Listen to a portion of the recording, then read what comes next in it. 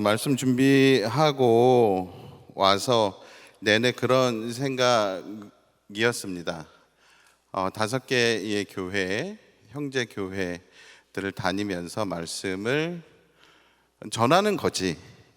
그 마음으로 이제 오늘도 왔고요.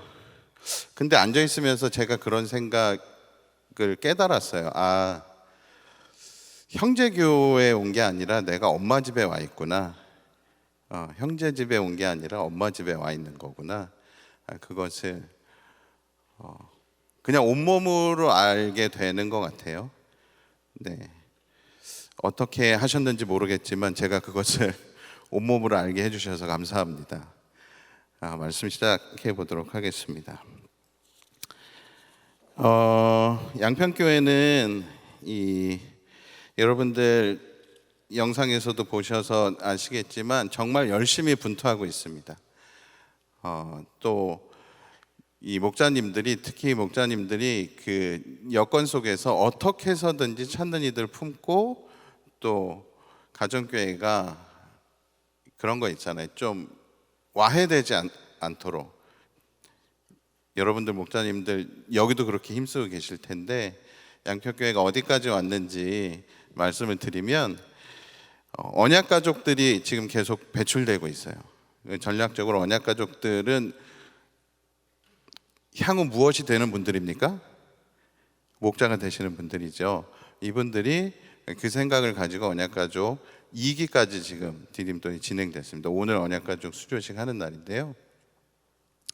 양평에 계속해서 인구가 유입되고 있습니다. 양평이 인구가 유입되고 있고, 근데 그 어찌되었던 또 공동체를 찾아야 되는 분들을 위해서도 저희가 준비를 하자, 그런 마음으로 계속해서 성장하는 훈련을 해가고 있고요.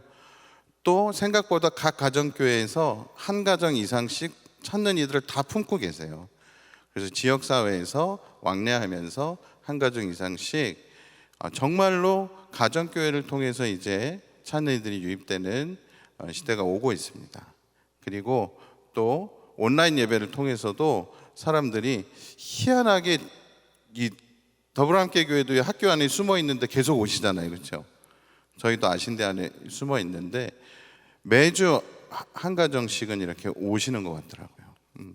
와주셔서 또 이렇게 교회를 탐방해 주시고, 여러분들 그 정도 지금 양평교회 열심히 가고 있으니까 꼭 기억해서 함께 기도해 주셨으면 좋겠습니다. 오늘 그리스도인들에게 익숙하면서도 모호한 이야기로 시작을 해 보려고 합니다. 그리스도인들에게 가장 익숙한 이야기예요. 어떤 면으로는. 그것은 무엇이냐면 하나님의 이름이 거룩히 여김을 받는다는 것, 여기서부터 출발해 보려고 합니다. 적어도 그리스도인들에게 하나님의 이름이 거룩히 여김을 받는다는 것은 너무나 많이, 그렇죠? 너무나 많이 들어온 이야기입니다. 그런데 그것에 대해서 설명해 주세요. 그게 뭔지 나한테 설명 좀 해봐 라는 친구의 이야기를 들으면 그것이 쉽게 입이 떼어지지 않는 것도 사실입니다. 저는 오늘 그 실체를 추적하면서 여러분들과 함께 구약에서부터 신약 성경까지 좀 가보려고 하는데요. 그 실체를 추적하는 단서가 에스겔 20장 41절에 나와 있습니다. 저와 여러분들이 한 목소리로 함께 읽겠습니다. 시작합니다. 내가 여러 민족 속에서 너희를 데리고 나오며 너희가 흩어져 살던 그 모든 나라에서 너희를 모아올 때에 나는 아름다운 향기로 너희를 기쁘게 맞이하겠다. 이방 사람들이 보는 앞에서 너희를 통하여 나의 거룩함을 드러낼 것이다. 그 실체, 하나님의 이름이 거룩히 여김을 받는다는 것의 실체를 에스겔서에서 우리가 추적해 볼 수 있는데, 이스라엘을 모아들이고 새롭게 하여 다시 거룩한 백성으로 삼으심으로 하나님께서 몸소 자신의 이름을 거룩하게 하신다는 이야기입니다. 자, 여기서부터 이렇게 헷갈리시면 안 됩니다. 네, 명확한 표현이에요. 하나님이 자기 이름을 스스로 거룩하게 하시는데, 그것은 뭐라고요? 이스라엘 사람들을 모아들이고 새롭게 해서 다시 거룩한 백성으로 삼으시면 하나님은 그게 자기 이름이 거룩히 여김을 받는 거라고 실제로 생각하시고 그 일이 이루어진다고요. 근데 이것에 대해서 뿐만 아니라 하나님의 이름이 거룩하게 되는 것과 하나님 백성들의 공동체 재건이 마치 하나의 세트인 것처럼 결합되어 있습니다.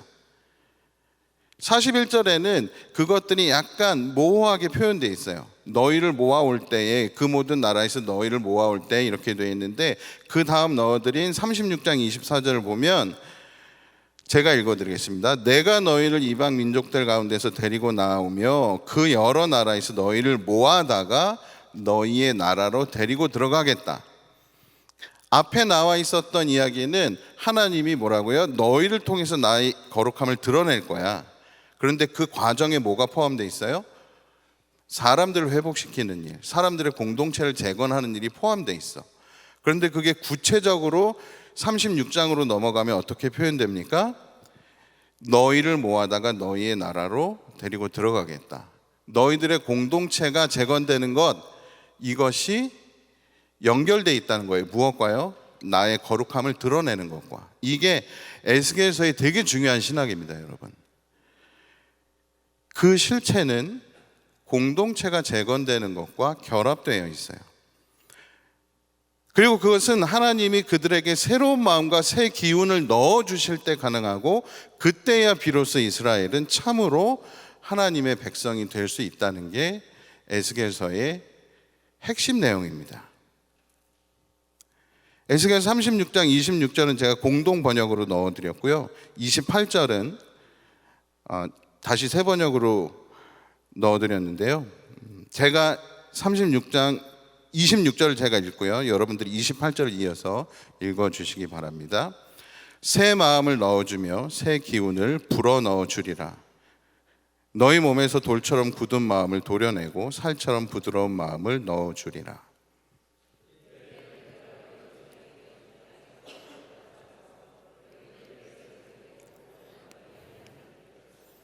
아멘. 이 이야기는 여러분들 읽으신 구절은 많이 들어보셨죠.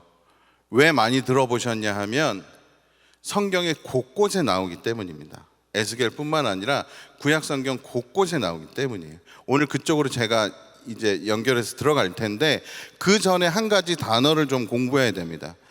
26절에 나오는 새 기운이라고 번역되어 있는 그 기운이라는 단어는 하나님의 숨결이라는 단어입니다. 루아흐라는 단어인데, 이게 여러분들 그 코에 생기를 넣어주셨다 할 때, 창세기에 그 생기에 해당되는 단어가 오늘 여기에 기운이라고 번역된 루아흐라는 단어입니다. 하나님이 사람을 지으실 때 불어넣어 주셨던 그 생기, 하나님 속으로부터 나온 그것, 하나님의 숨결로도 번역됩니다. 그런데 이 구약 성경이 신약 성경의 언어인 헬라어로 번역된 버전이 있어요. 왜냐하면 이스라엘 사람들이 헬라어를 쓰지만 로마 시대에 살면서 헬라어 문화권에서 나고 자란 사람들이 있기 때문에 그 사람들이 구약 성경을 읽는데 헬라어로 된 성경이 필요했어요. 그 성경을 70인역이라고 합니다. 그 성경에서는 이 기운이라는 단어, 루아우라는 단어가 푸뉴마라는 단어로 해석되는데, 바람이라는 단어고 호흡이라는 단어고, 그래서 하나님의 숨결 루아를 하나님의 호흡이라고도 그 다음 시대 헬라 시대를 살던 사람들은 루아를 그렇게 이해했습니다.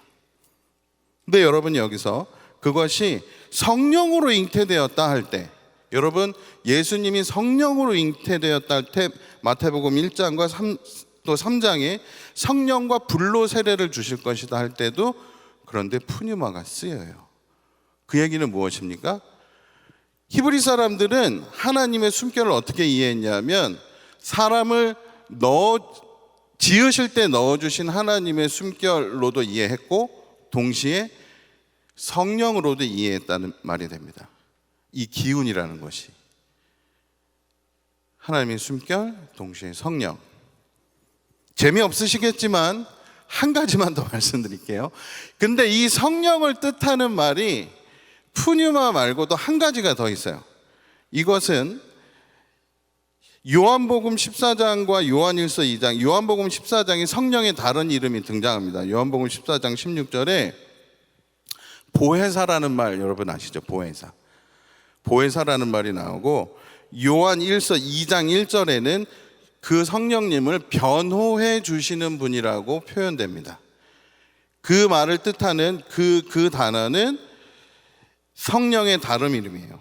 이것은 푸뉴마가 아니고 파라클레이토스라는 단어입니다. 요거는 잠깐만 적어주세요, 여러분. 요거 나중에 꼭 나오기 때문에 파라클레이토스, 옆에서 돕는 분, 이런 뜻이에요. 파라클레이토스. 자, 여기서부터 이제 출발해 보도록 하겠습니다. 아까 우리가 맨 마지막에 읽었던 성경이 있죠. 에스겔 36장 28절을 보시면 너희는 내 백성이 되고 나는 너희의 하나님이 될 것이다. 이 문장은 구약 성경을 관통하는 단 하나의 문장을 고르라면 바로 이것입니다. 이 사상은 구약 성경의 정수로서 신약 성경의 초석이 됩니다. 무엇이요? 너희는 내 백성이 되고 나는 너희 하나님이 될 것이다. 왜냐하면 여러분 잘 생각해 보십시오. 예수님은 요한복음 1장 11절에서 어떻게 소개되냐 하면 자기 땅에 자기 백성을 찾으러 오신 하나님으로 소개됩니다. 다시요. 요한복음 1장 11절에서 예수님은 자기 땅에 자기 백성을 찾으러 오신 하나님으로 소개됩니다. 이것이 구약과 신약의 연결점이라고 보시면 돼요. 어떻게 해요? 너희는 내 백성이 되고 나는 너희 하나님이 될 것이야. 이게 구약의 한 줄 요약입니다. 근데 신약 성경이 들어갔더니 그 사상이 연장되는데, 그 연장선에서 나타나는 인물이 예수 그리스도인데, 그 예수 그리스도는 누구라고 소개된다고요? 자기 땅에 자기 백성을 찾으러 오신 분. 그렇기 때문에 이 일의 당사자는 당연히 하나님의 이름이 거룩히 여겨지는 것의 실체를 추구하시는 분입니다. 다시 기억해 보면 하나님의 이름이 거룩해지는 것은 뭐라고요? 하나님의 사람들이 하나님의 백성이 되는 거, 그렇죠? 근데 그 하나님의 사람들이 하나님의 백성이 되고 개인이 회복되고 공동체가 회복되는 일, 그 일의 연장선이 신약 성경인데, 그 신약 성경의 주인공이 누구예요? 예수 그리스도. 그분은 어떻게 설명돼? 자기 땅에 자기 백성을 찾으러 오신 분.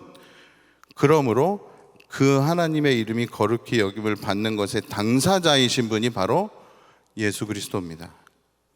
그렇기 때문에 예수님께서 가르쳐 주신 기도에 등장하는 첫 번째 내용, 하늘에 계신 우리 아버지 불렀어, 그렇죠? 그런 다음에 첫 번째 기도의 내용과 그 실체의 특성은 정확히 일치합니다. 예수님의 기도의 내용과 하나님이 자기 이름을 거룩히 여김을 받는 방식으로 정해놓으신 방식이 정확히 일치하는 거죠. 이것은 우연의 일치가 아닙니다. 절대로 이상한 일이 아닙니다. 제가 주기도문에 해당하는 마태복음 6장 본문을 읽어드릴 텐데, 여러분들은 이어서 똑같은 내용인 누가복음 11장 본문을 읽어주시면 됩니다. 시작합니다. 그러므로 너희는 이렇게 기도하여라. 하늘에 계신 우리 아버지, 그 이름을 거룩하게 하여 주시며 그 나라를 오게 하여 주시며.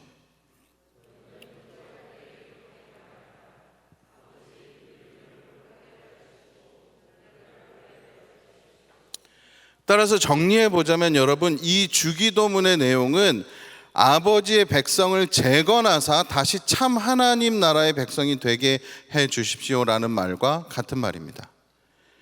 이 예수의 기도는 다른 말로 바꾸면 무엇입니까? 사람들의 회복을 통해 아버지의 이름을 거룩히 빛내시고 사람들이 아버지의 나라를 경험할 수 있게 해달라는 기도가 예수가 이 땅에서 가르쳐 주셨던 기도의 첫 번째 내용입니다. 이것은 여러분 이제 설명하실 수 있어야 돼요. 하나님의 이름이 거룩하게 된다는 게 뭐야? 그거는 하나님이 사람들의 회복을 통해서 자기 이름을 거룩하게 빛내신다는 뜻이야. 그래서 사람들이 하나님 나라를 경험할 수 있게 된다는 뜻이야. 이렇게 설명해 주시면 돼요. 하나님께서 사람들을 자기 백성으로 재창조해 주시는 바로 그곳, 그 순간에 회복되고 재건되는 사람과 공동체 안에서 하나님의 이름은 거룩히 여김을 받습니다. 그것이 바로 이 땅에서 실제로 경험하는 것이 가능하다고 하는 것이 성경의 공식입니다.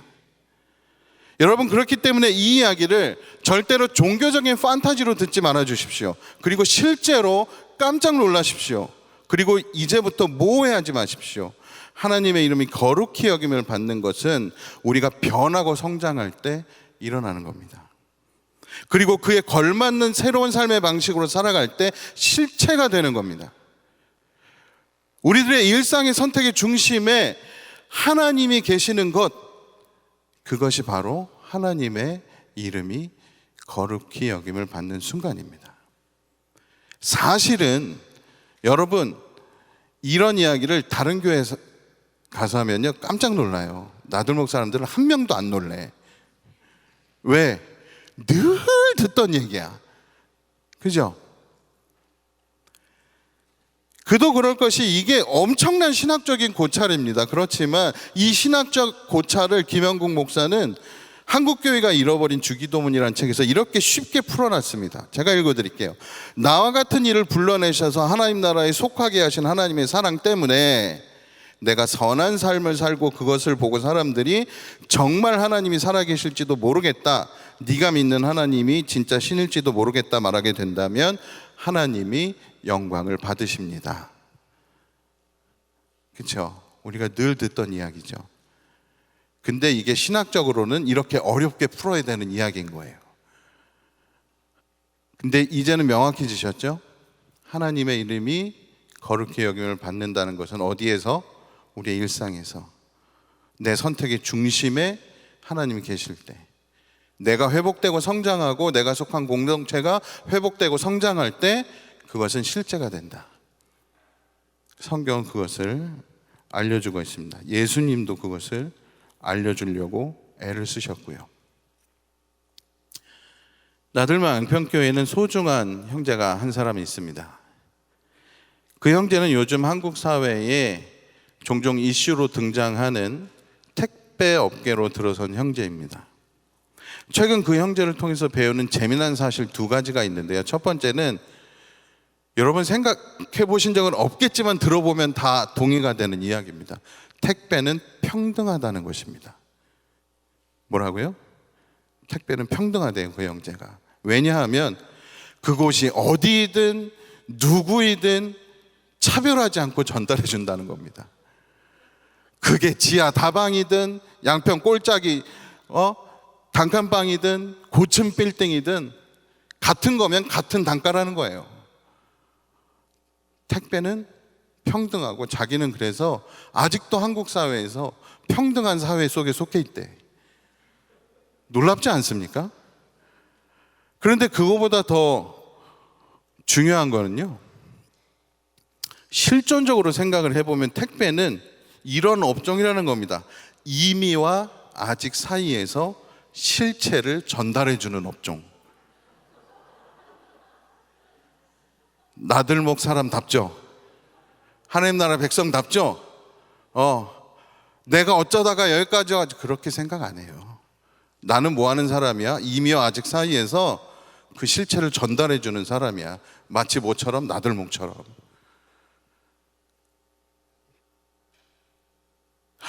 기가 막힙니다. 그런데 제가 이 얘기만 하고 싶은 게 아니에요. 사실은 이 형제를 통해서 정말 여러분들과 나누고 싶은 이야기는 이 형제가 속해 있는 그 지부가 있을 거 아닙니까? 거기에 영업 소장님, 이 영업 소장님 핸드폰에 이 친구의 전화번호 이름이 천군만마로 등록되어 있다는 겁니다.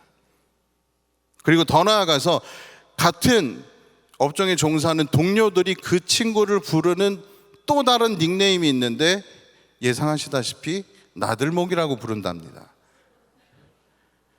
전 이 대목에서 아멘이 나올 줄 알았어요. 사장님한텐 천군만마고 동료들한텐 나들목이야. 저는 단언컨대 여러분, 그 형제 일상에서 하나님의 이름이 거룩히 여김을 받는다고 믿습니다.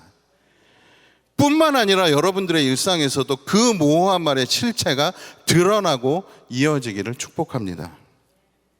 세상에서 가장 신비한 일, 우리를 통해 하나님의 이름이 거룩해지고 영광을 받으시는 그 실체의 실제는 하나님 나라 백성들이 회복되고 성장하며 걸맞은 일상을 살아낼 때 일어납니다. 그래서 기독교는 복음 전도와 복음 전수가 그렇게 중요한 겁니다.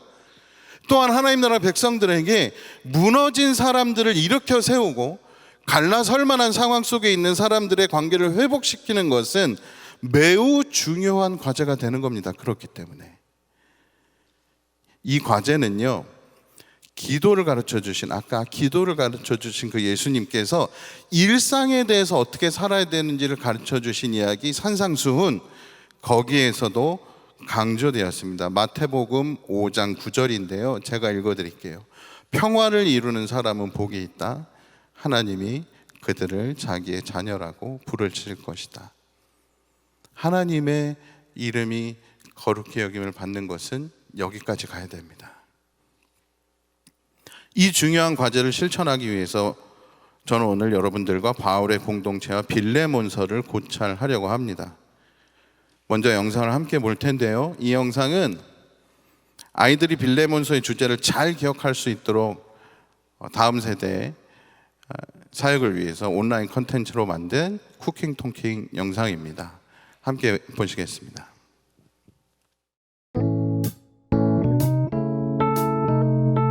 따란! 오늘은 깍두기를 만들 건데요, 우리나라의 음식을 보면 크게 두 가지로 장르가 나뉜다고 생각하면 좋을 것 같아요. 첫 번째는 발효되는 음식이 있고요, 두 번째는 부패되는 음식이 있다고 볼 수 있습니다. 우리말의 발효라는 말과 부패라는 말을 한자어로 보면 발효라는 말은 결국 하나가 된다는 뜻이고 부패라는 말은 결국 갈라선다라는 의미가 담겨 있어요. 우리 음식 중에 대표적인 발효 음식이 뭐가 있을까요? 여러 친구들이 모여서 합쳐져서 결국 새로운 하나가 되는 음식, 김치가 있죠. 저는 김치를 먹을 때마다 생각나는 성경 말씀이 바로 빌레몬서입니다. 빌레몬서에 보면 바울 선생님이 빌레몬하고 빌레몬의 종이었던 오네시모하고 아주 사이가 틀어졌어요. 사실은 큰 잘못을 하고 도망쳤던 오네시모는 감옥에 잡혀 있었고 빌레몬은 그 도망친 종의 주인이었습니다. 그런데 바울 선생님이 감옥에서 오네시모를 만나고 오네시모는 하나님을 자기 주인으로 영접하고 새로운 사람이 되었어요. 그리고 나서 바울 선생님이 원래 인간 사회에서 주인이었던 빌레몬에게 이제는 오네시모를 그대가 좀 받아주십시오. 주님 안에서 그대의 호의를 바랍니다 라는 편지를 씁니다. 로마 시대 때 여러분, 주인과 종, 그것도 큰 잘못을 저지르고 도망친 종, 노예의 신분인 사람을 다시 너네 집으로 돌려보낼 테니까 둘이 화해하고 이 친구를 받아주고 더 이상 종으로 여기지 말고 형제로 받아주고 지냈으면 좋겠다라는 엄청난 이야기가 담겨있는 편지가 바로 바울 선생님이 쓴 빌레몬서라는 책이에요. 그 책은 세상에 없는 용서와 화해의 방식이 담겨 있습니다. 오늘 그 이야기를 좀 해볼 거예요. 그 세상에 없는 용서와 화해의 방식, 그것은 하나님이 우리를 대해 주신 방법대로 이 땅을 살아가는 방법이거든요. 그것에 대해서 깍두기를 담그면서 이야기를 해보도록 하겠습니다. 1시간 전에 이렇게 물을, 소금을 뿌려서 숨 고르기를 시작해놨습니다. 무 안에 있던 물을 쭉 빼서 절여진, 우리 쿠킹 토킹식으로 말하면 숨을 고르고 난 물을 준비합니다. 자, 그 다음에 오늘 양념을 좀 준비할 텐데요, 쪽파가 또 예쁜 색깔과 또 재밌는 식감을 선물해 주기 때문에 쪽파를 같이 넣으면 좋더라고요. 고춧가루를 한 컵을 넣어요. 고춧가루를 한 컵을 넣고 마늘, 생강도 넣습니다. 이 새우젓, 1에 멸치 액젓 2에 매실청 3을 또 손맛이 필요하니까 잘 버무려 주겠습니다. 양념이 잘 골고루 별 때까지 버무려 주세요. 무가 깍두기가 되기 위해서는 먼저 자신의 수분을 내어주며 숨을 고르는 과정이 필요합니다.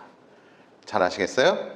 내 거라고 여기는 것도, 무가 이거는 내 속에 있으니까 내 거야, 아무한테도 안 줄 거야, 그런 무를 꽉 쥐고 있으면 다른 친구들이 들어올 자리가 없거든요. 내 거라고 여기는 것도 실은 어디서부터 왔을까요? 무 속에 들어있는 그 물은 어디서 왔을까요? 땅에서부터 온 거죠. 그 땅에 있는 물은 어디에서부터 왔을까요? 하늘로부터 온 거죠. 그렇기 때문에 내 거라고 여기는 것도 실은 다 내 거가 아닌 거거든요. 누군가와 어우러져서 새로운 무엇이 되기 위해서는 내 거라고 여기는 것을 내어주는 숨 고르기, 그것을 할 줄 알아야 돼요. 자, 깍두기는 이렇게 시작됩니다. 자기가 좋아하는 만큼의 양념을 배합을 하셔서 그 전에 잘 숨 고르기가 끝난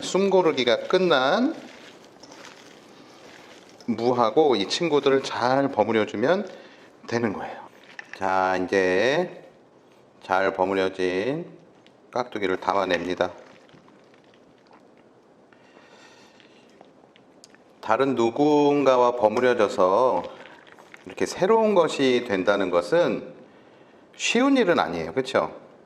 근데 음식의 세계를 들여다보면 들여다볼수록 그런 쉬운 일은 아니지만 이게 신의 영역에 있다 할 만큼 신비한 일이에요. 특히 발효 음식은 더 그런 것 같아요. 그렇잖아요. 우리가 내가 누군가와 친구가 된다는 거, 그 되게 신비한 일이거든요. 근데 어떤 친구랑 싸웠는데 싸우고 나서 화해를 한다.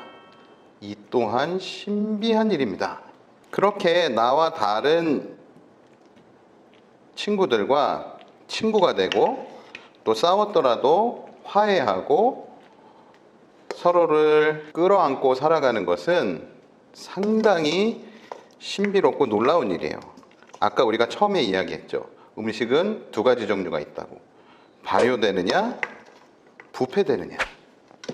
맞아요. 사람과 사람 사이도 그런 것 같아요. 계속해서 더 좋은 친구로 발전하느냐, 더 이상 발전하지 못하고 끝나고 갈라서느냐. 저는 오늘 여러분들에게 깍두기를 통해서 또 바울 선생님이 쓰신 빌레몬서를 통해서 서로 끌어안고 익어가기라는 이야기를 해드리고 싶어요. 이 깍두기는 여러분 지금 맛을 보면 어떨 것 같아요?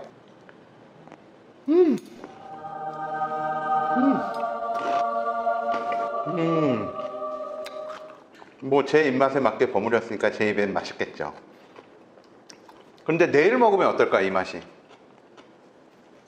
어제보다 맛있고 내일은 오늘보다 맛있겠죠. 어제보다 익은 오늘 깍두기는요, 하루만큼 이 친구들이 어우러져서 하루만큼 맛있어지는 겁니다. 내일은 더 맛있어질 거예요.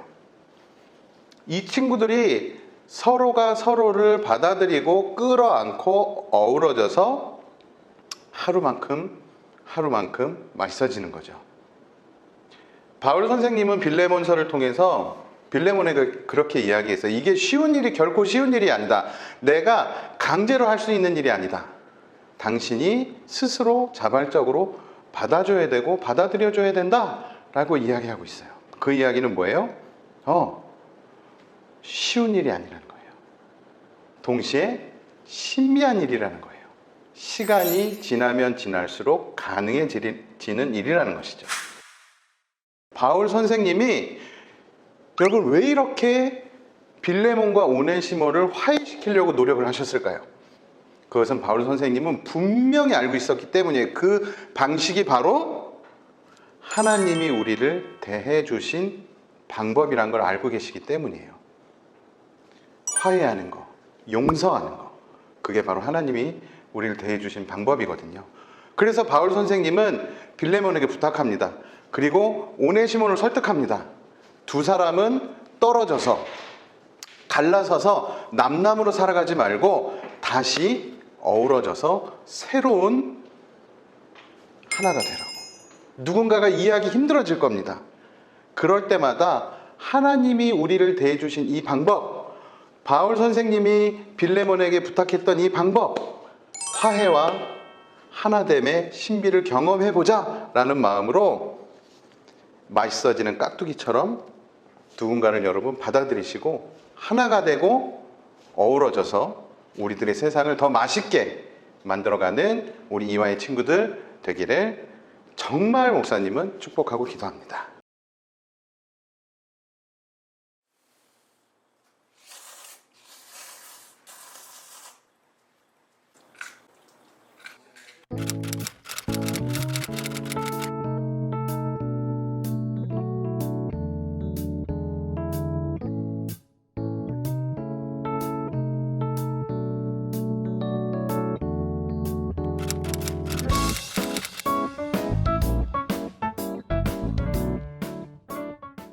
네, 오늘 점심은 라면이겠죠?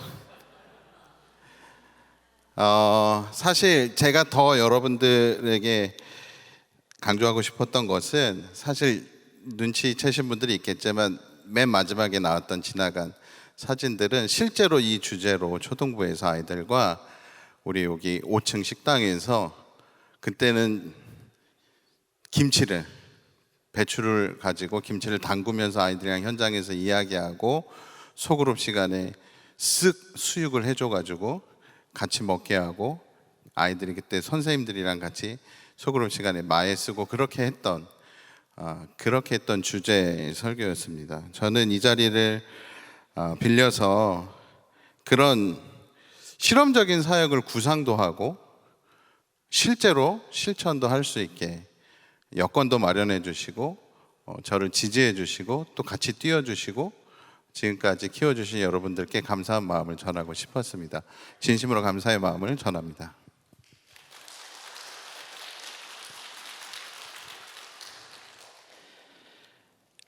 자, 부패와 발효의 차이에 대해서 알아보면서 이제 빌레몬서 마무리로 들어가 보도록 하겠습니다. 그 모호함의 실체가 되는 사람들에 관한 이야기입니다. 그 사람들에게 매우 중요한 과제에 관한 이야기입니다.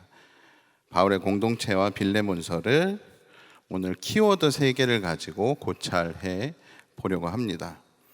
그 모호함의 실체가 되는 사람들은 첫 번째로 믿음의 사귐이 깊어지는 사람들입니다. 6절에 믿음의 사귐이 깊어진다라는 문장이 등장하는데요. 그 중에 깊어지다라는 말은 그 원어인 에네르기스라는 말이 활동적이고 효과적이라는 단어입니다. 뭐라고요? 깊어지다라는 게 이렇게 번역되어 있지만 1차원적인 의미는 활동적이고 효과적이다. 그래서 효과적으로 작동해서 마땅한 결과를 도출한다라는 의미를 가지고 있습니다. 이 단어가 히브리서 4장 12절에서 여러분들 잘 아시는 것처럼 하나님의 말씀은 살아있고 힘이 있다라고 이야기할 때 힘이 있다, 이 부분에 해당되는 단어가 이 단어입니다. 영어로 말하면 alive and active에서 active에 해당되는 단어가 바로 이 깊어진다라는 단어입니다. 그렇기 때문에 기독교가 추구하는 믿음은 여러분, 이 믿음의 사귐이라는 것은 단순한 그때그때의 즐거움, 감정적인 즐거움, 그런 교제만을 뜻하는 것이 아닙니다. 깊어지면 깊어질수록 상호작용을 해서 어떤 선한 결과를 도출해내는 것, 이게 믿음의 사귐이 깊어지는 거예요. 그것이 성경적인 의미입니다. 기독교가 추구하는 믿음의 사귐, 하나님과의 사귐이 그러하고 당연히 하나님과 나 사이의 상호작용을 통해서 마땅한 결과를 도출하는 것, 그게 신앙이 깊어진다는 게 그런 겁니다. 성도의 교제가 깊어진다는 것도 역시 그러한 것입니다. 사람과 사람 사이에, 가정교회 안에서 우리가 사이가 깊어진다는 것은 일반적인 관계에서는 할 수 없는 어떤 상호작용을 통해서 인생의 어떤 결과들을 도출해내는 관계까지 가는 거예요. 그게 가정교회가 관계가 성장하고 깊어지는 것이라고 보셔야 됩니다. 이런 성도의 사귐은 3단계로 볼 수 있는데요. 특히 나들목 네트워크에 속한 교회들에 오셔서 가족이 되실 때 여러분들이 이수하시는 가정교회 디딤돌에서는 이것을 가정교회 3단계의 일치라고 알려드립니다. 제1의 일치, 제2의 일치, 제3의 일치라고 표현할 수 있죠. 그것을 쉽게 풀어서 설명해 드리자면 제1의 일치는 인간적인 관심과 친밀함으로 누릴 수 있는 사귐의 단계입니다. 두 번째는 내가 그리스도인으로서 어떻게 살아가고 있는지 나눌 수 있고 그 나누는 것을 알아들을 수 있는 관계예요. 세 번째는 성령께서 일하심으로 그리스도를 향해서 함께 자라가고 있음을 확인하고 무언가를 도모하는 단계입니다. 이것이 가정교회 제1회, 제2회, 제3회 단계입니다. 근데 이것을 오늘 본문에 사용된 에네르기스의 관점에서 본다고 한다면 첫 번째는 너와 나 사이에 뭐가 있는 거예요? 무엇만 있는 거예요? 부딪히지 않고 일치하는 부분만 있으면 되는 게 1단계예요. 여기서는 에네르기스가 필요 없습니다, 사실은. 근데 두 번째는 내 안에 하나님이 계시고 네 안에도 하나님이 있어. 그것을 인정하는 관계예요. 그렇지만 여기에서도 에네르기스라고 하기에는 어려워요. 둘이 상호작용을 원활히 하기 전에 제 안에서 쟤는 신앙생활 저렇게 하는구나, 나는 신앙생활 이렇게 하고 있어. 근데 그 얘기를 서로 알아듣는 정도의 단계야. 여러분들의 가정교회 나눔이 어느 정도까지 와 있는지 확인해 보십시오. 세 번째 단계는 뭐냐면 우리 안에 깊어짐이 있어. 에네르기스가 있어. 그 얘기는 뭐예요? 내 안에도 활동하시는 성령님과 이 사람 안에도 활동하시는 성령님이 함께 연합해서 마땅한 결과를 도출해낼 수 있는 소통과 관계와 액션이 들어갈 수 있는 관계. 이것이 가정교회 제3의 일치라고 보시면 됩니다. 바울은요, 빌레몬과 함께 그 6절 뒷부분을 보시면 그 믿음의 사귐이 액티브해져서 그리스도에게 다다르기를 기도하는 사이였습니다. 그렇기 때문에 바울이 뭐라고 이야기해요? 우리 안에 있는 모든 선한 일을 그대가 깨달아 그리스도께 이르게 되기를 나는 기도합니다. 이 단계를 보셔야 돼요. 그냥 1단계, 2단계에 있는 사이가 아니었다는 겁니다. 따라서 바울이 지금 빌레몬과 이야기하려는 것은 여러분, 믿음의 교제를 액티브하게 주고받는 관계로 상호작용을 해서 그에 걸맞은 어떤 결과를 도출하려고 하는 것입니다. 빌레몬서를 통해서. 그것은 우리 안에 성령의 일하심을 서로 인정하는 3단계에 이른 성도들이 주고받는 상호작용입니다. 빌레몬서가 다른 바울이 쓴 여러 서신서들이 있잖아요, 여러분. 그 여러 서신서들의 다른 어떤 한 챕터보다도 짧거나 비슷해요. 그 얘기는 뭐예요? 심플해요, 간결해요, 함축적이에요. 그만큼 부연 설명을 안 해도 되는 관계가 주고받는 편지라는 거죠. 그것이 반증입니다. 그리고 여러분, 바울의 표현을 보십시오. 보통 사이에서는 주고받을 수 없는 간결함 속에 깊이가 있습니다. 두 사람을 모르는 사람들은 당황스럽겠지만 그들을 아는 사람들, 그 편지를 같이 읽는 당시에 같은 가정교회에 속해 있는 사람들은 바울 선생님이 지금 빌레몬한테 이런 얘기를 하고 계시는구나, 끄떡끄떡 할 만한 이야기들이에요. 그리고 그 이야기들 사이에서 이제는 한 걸음 더 나아갈 방향 제시와 성도의 상호작용을 시도합니다. 정말로 하고 싶은 이야기 16절, 종 이상 곧 사랑받는 형제로 그대 곁에 있을 것이다, 그렇게 해달라라는 것을 바울이 지금 믿음의 사귐이 깊어지는 그러한 상황 속으로 감싸면서 이야기하고 있는 것을 제가 말씀드리고 싶어서 강의 안에 이렇게 넣어드렸어요. 첫 번째 12절, 16절, 17절만 발췌해드린 것만 이어서 함께 읽도록 하겠습니다. 시작합니다. 나는 그를 그대에게 돌려보냅니다. 그는 바로 내 마음입니다. 이제부터는 그는 종으로서가 아니라 종 이상으로 곧 사랑받는 형제로 그대의 곁에 있을 것입니다. 그러므로 그대가 나를 동지로 생각하면 나를 맞이하듯이 그를 받아주십시오. 간결하지만 깊이 있는 그렇지만 정말 믿음의 사귐이 깊어져 가고 있는 관계로서 권면하고 있는 것이죠. 뭐라고요? 그는 바로 내 마음입니다. 나를 맞이하듯이 그를 맞아 주십시오. 1단계에서는 절대로 할 수 없는 이야기죠. 여러분, 용서의 문제, 화해의 문제는 쉽게 이야기할 수 없습니다. 왜냐하면 잘 알고 계시겠지만 자칫하다가는 다른 싸움으로 번지기 마련이니까요. 심지어 빌레몬에게는 노예제도가 있던 시대에 일반적이지 않은 선택을 해야 하는 엄청난 리스크까지 있었던 상황입니다. 그러나 믿음의 사귐이 깊어지는 사람들, 성령의 인도하심에 따라 교제를 하는 사람들은 액티브하게 움직이는 상호작용을 통해서 이 이야기를 시작할 수 있습니다.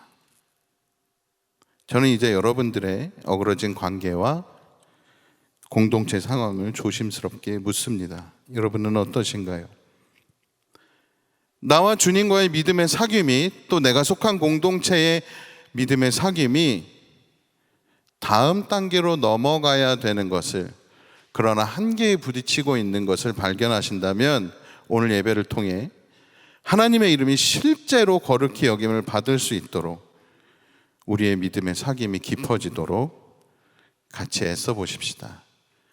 그것이 오늘 바울이 우리에게 간곡하게 요청하는 내용입니다.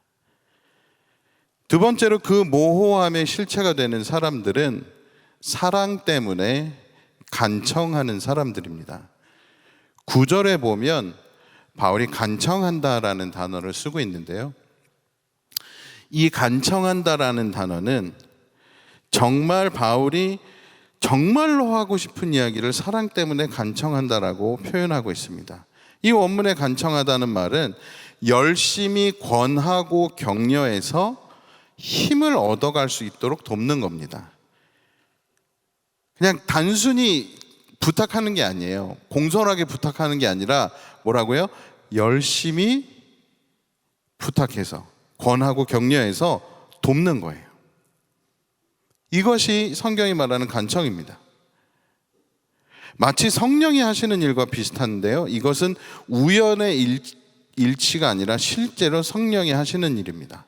아까 여러분, 우리 성령의 다른 이름 하나 공부하고 넘어왔죠. 파라클레이토스. 근데 여기서 간청하다라는 동사가 뭐냐면 파라칼레오라는, 비슷하죠. 그 얘기는 뭐냐면 뿌리가 같은 말이에요. 성령을 말하는 단어와 이 간청하다라는 말이 뿌리가 같은 말입니다. 이 말은 요한복음 14장, 요한일서 2장, 아까 말씀드렸던 보혜사라고 설명해 주는 그 파라클레이토스, 이것과 뿌리가 같아요. 바울이 지금 여기다 쓴 간청하다라는 말은. 그렇기 때문에 여러분, 성령이라는 표현, 그분에 대해서 우리말 성경에 보혜사라고 번역된 것은 정말 좋은 번역입니다. 우리가 요즘에 잘 쓰지 않아서 그 의미를 잘 모르는 단어라서 그렇지, 지킬 보, 은혜, 해, 스승사, 보혜사, 단순히 조력자와는 차원이 다른 표현이에요. 지킬 보, 은혜, 해, 스승사. 곁에서 지켜주며 돕는 분, 그분이 하시는 일을 따라서 열심히 내 공동체에 속한 사람들을 권하고 격려해서 돕는 것이 간청입니다. 마치 성령이 하시는 일을 대행하는 것처럼. 그게 바울이 지금 여기에다가 쓴 간청이라는 단어입니다. 따라서 바울이 빌레몬에게 하고 있는 이 간청은 예수 그리스도의 사랑 때문에, 그 사랑에 근거해서 믿음의 사귐을 이어가는 사람들이 그리스도의 영이신 성령께서 하시는 그 방식대로 성도를 중보하며 호소하는 마음으로, 또 그러한 자세로 서로를 열심히 권하고 격려해서 혼자서는 결단할 수도 행할 수도 없는 일을 결국에는 언젠가는 할 수 있도록 돕는 일입니다. 믿음의 사귐이 작동해서 그 선한 결과를 도출하도록 돕는 방식이 바로 이 간청인 것이죠. 바울은 지금 성령을 의지해서 그 일을 수행하고 있습니다. 오늘 저와 여러분들에게도 지금 여러분들이 속한 상황에서, 지금 여러분들이 마주하고 있는 공동체 상황 속에서 한 걸음 더 갈 수 있게끔 돕기 원하는 바울의 이 편지를 같이 한번 읽어볼 텐데요. 아까처럼 발췌해드린 본문 10절, 14절, 16절, 20절, 21절 이렇게 이어서 천천히 함께 읽어보도록 하겠습니다. 시작합니다. 내가 갇혀있는 동안에 얻은 아들 오네시모를 두고 그대에게 간청합니다. 나는 그대가 선한 일을 마지못해서 하지 않고 자진해서 하기를 원하기 때문입니다. 이제부터는 그는 종으로서가 아니라 종 이상으로 곧 사랑받는 형제로 그대의 곁에 있을 것입니다. 형제여, 나는 주님 안에서 그대의 호의를 바랍니다. 나는 그대가 내가 말한 것 이상으로 해주리라는 것을 압니다. 아멘. 바울의 마음이 느껴지시나요? 절대로 강요하지 않죠. 그러나 열심히 권하죠. 이번 순회의 설교 말씀 시리즈는 한 몸이었던 나들목 교회가 5개의 교회가 돼서 하나님과 함께 걸어온 지난 3년을 경축하고 또 격려하고 감사하는 말씀들로 좀 전합시다라고 대표 목사님들이 기획한 거예요. 그래서 이렇게 5주 동안 진행됩니다. 정말 여러분들에게 가장 먼저 드리고 싶은 말씀은 이겁니다. 애쓰셨다는 말씀입니다. 코로나로 인해서 더 기울어진 한국 상황 속에서 또 쓰러져가는 한국 교회 상황 속에서 교회의 힘을 포기하지 않기 위해서 애써주신 목자님들 정말 감사드립니다. 모르시겠지만, 다른 분들 모르시겠지만 목자도 모이고 싶지 않을 때가 있어요. 제도 안 한다 그러고 제도 늦는다 그러면 나도 관둘란다라는 마음이 들 때가 있어요. 그런데도 꿋꿋이 하는 이유는 내가 교회이기 때문입니다. 그걸 아시는 분들이기 때문이에요. 교회의 길을 포기하지 않기 때문입니다. 그러려고 그러시는 거예요. 그 목자님들에게 너무나 감사의 마음을 드립니다. 또한 찾는 이들과 초신자들에게 관심을 계속 놓치지 않고 복음을 전수해 주신, 온라인으로 풍산기 하신 분들 이야기를 들었어요. 제가 온라인으로라도 풍산기를 해주신 언약가족분들에게 정말 칭찬해 드립니다. 당신이 찐입니다, 진짜. 그리고 이러한 시국에서도 삶의 진정한 의미를 찾아서 예수께 나오신 분들, 이 시국에 예수 믿기로 결단하신 분들, 그 사람들 정말 훌륭하신 분들이죠. 그리고 여러분들의 생애 여러 굴곡 속에 여기까지 함께 와주신 하늘 가족들 정말 잘하셨습니다. 여러분, 이 마음으로 우린 다음 단계로 가야 돼요. 이 마음으로 정말 어떤 지적하거나 부정적인 평가를 하거나 뭔가를 디스를 하기 위해서가 아니라 이 마음으로 여러분들의 현재 상황과 여러분들이 속한 공동체를 진단하십시오. 우리가 1단계인가 2단계인가 3단계인가. 1단계 2단계면 3단계의 어나운스를 하시면 안 돼요. 3단계까지 갈 수 있도록 애쓰셔야 돼요. 근데 우리가 3단계라고 여겨지신다면 3단계 안에서 오케이, 이 문제를 다뤄봅시다, 이거 해주셔야 돼요.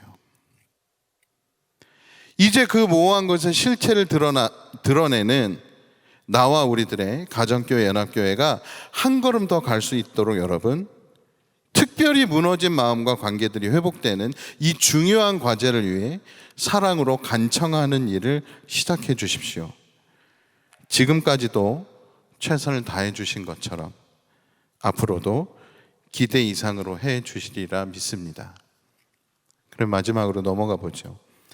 그 모호함의 실체가 되는 사람들, 그 사람들은 서로 생기를 주고받는 사람들입니다. 바울은 7절에서 생기라는 단어를 쓰는데요, 믿음의 상호작용을 하는 사람들, 성령이 하시는 일을 하는 사람들은 결국 서로 생기를 주고받는 사람들이 됩니다. 이 성령 생기를 주고 받는다, 생기를 얻었다라는 동사에 리프레시라는 단어의 의미가 들어가 있기 때문에 우리가 생기를 얻었다고 번역돼 있어요. 그런데 우리가 옛날에 쓰던 개역성경에는 평안함을 얻었다 이렇게 돼 있어요. 그렇지만 원초적으로는 이 단어는 노동을 멈추고 쉬는 휴식의 의미를 가지고 있습니다. 자, 잘 보세요. 생기를 주다, 그래서 그 생기를 얻다, 이 단어는 원초적으로는 무슨 뜻이라고요? 노동을 하다가 중간에 쉬는 휴식, 이 의미를 가지고 있습니다. 이 단어는 그래서 마태복음 11장에 예수님이 수고하고 무거운 짐진 자들아 다 내게로 와라, 내가 너희를 쉬게 하겠다, 그때 쓰였어요. 그래서 너희 마음에 쉼을 얻을 것이다, 그때 쓰인 단어입니다. 이것이 바울이 쓴 편지에서는 어떻게 번역됐다고요? 생기를 얻었다, 쉼을 얻었다, 생기를 얻었다, 같은 단어입니다. 그 용례를 볼 때 여러분, 힘겨운 노동과도 같은 마음의 부대낌으로부터 얻는 쉼을 비유적으로 표현할 때 이 단어를 쓸 수 있다는 겁니다. 마음의 짐을 더는 것, 이것이 생기를 얻는 거예요. 빌레몬을 한번 상상해 봅시다. 빌레몬은 오네시모의 일로 얼마나 마음의 부대낌을 가지고 있었을까요? 어쩌면 전쟁 같았을 수도 있습니다. 우리도 다 겪어봐서 알지만, 그렇지만 여러분, 그런 상황에서 누군가 나를 말로만 위로하는 것은, 격려하는 것은 위로가 되기는 해도 사실 별 실제적인 효과는 없어요. 그렇지만 그 위로가 힘이 되긴 하죠. 근데 딜레마는 뭐예요? 위로는 되는데 실효는 없다는 거. 실제로 마음의 쉼을 얻어 리프레시 되려면 현실의 짐이 얼마나 덜어지느냐에 달려 있습니다. 그게 수반돼야 합니다. 바울의 편지를 잘 들여다보십시오, 여러분. 바울은 먼저 이제는 다른 사람들이 빌레몬으로 인해서 마음에 쉼을 얻을 정도로 빌레몬이 성장해 온 성도인 것을 먼저 이야기하고 있어요. 그렇죠? 당신이 성장해 온 성도 아닙니까? 이제는 당신 때문에 다른 사람들이 마음의 쉼을 얻고 있지 않습니까? 그러면서 슥 누구 얘기를 하는 거예요? 오네시모 역시 성장하고 있는 그리스도인이라고, 그가 변화되었음을, 그렇기 때문에 오네시모에게도 가능성이 있음을 슬쩍 알려줍니다.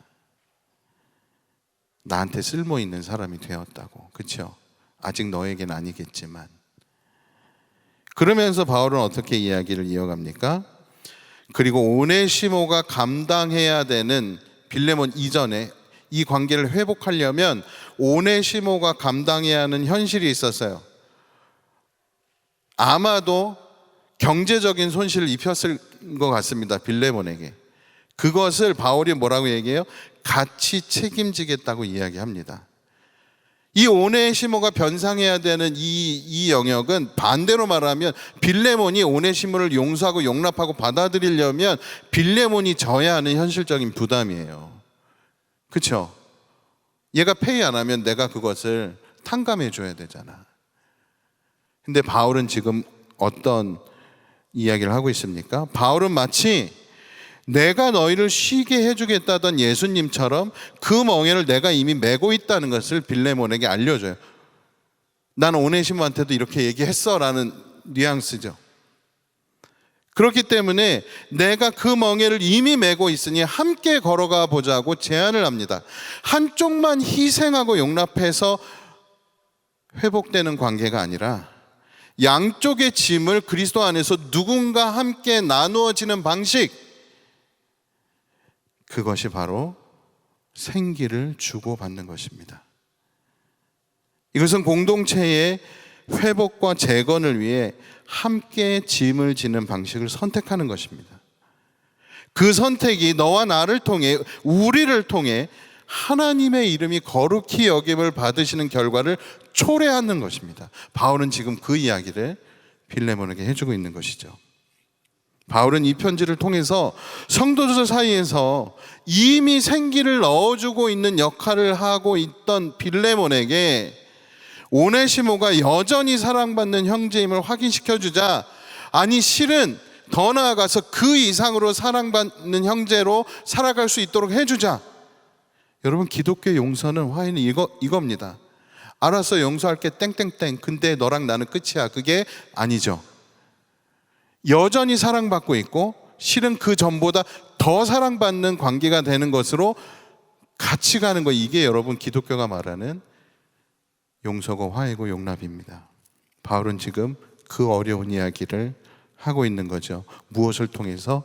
짐을 같이 나눠지는 방식을 통해서 내가 그거 같이 할게. 여러분, 이게 교회의 정수입니다. 이게 하나님의 이름이 거룩히 여김을 받는 순간입니다. 그러면 여러분, 바울은 무슨 이야기를 하고 있는 것일까요? 그것은 이제 빌레몬이 리더들과도 생기를 주고받는 영적 부모의 역할을 하게 되는 그 영역으로 들어가는 것이라는 것을 알려주고 있어요. 거기까지 가보자는 거예요. 거기서 한 걸음 더 성장해 보자는 거예요.